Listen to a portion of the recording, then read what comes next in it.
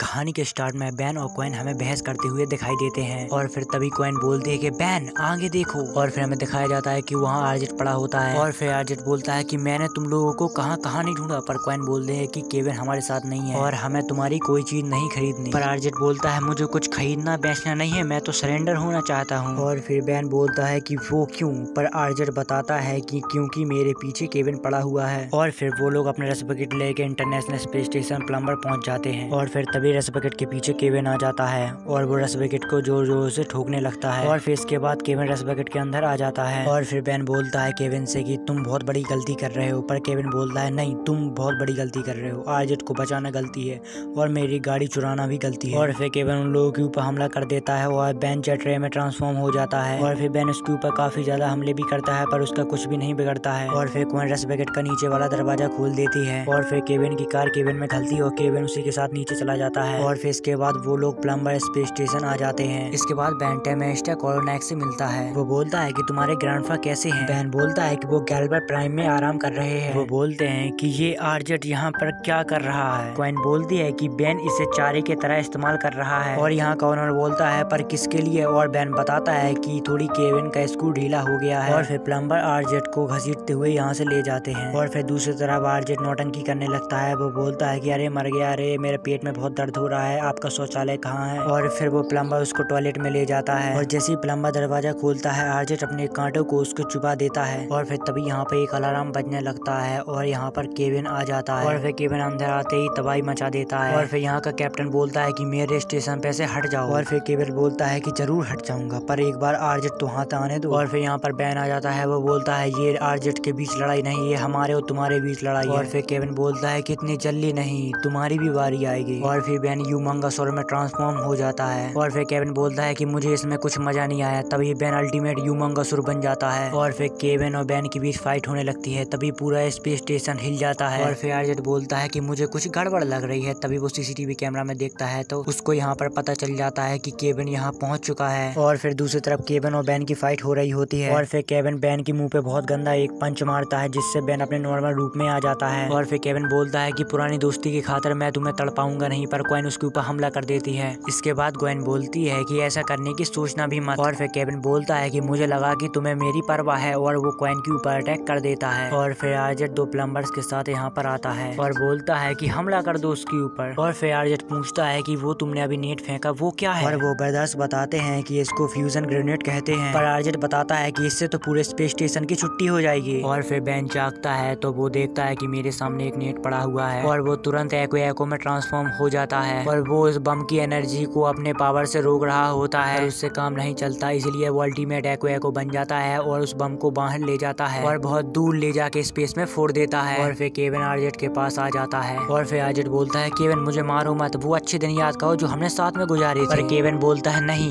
मैं पर ये जरूर याद रखूंगा। और फिर वो आरजेट को मारने लगता है। और फिर इसी के साथ एपिसोड खत्म होता है। मिलते हैं अगले एपिसोड में।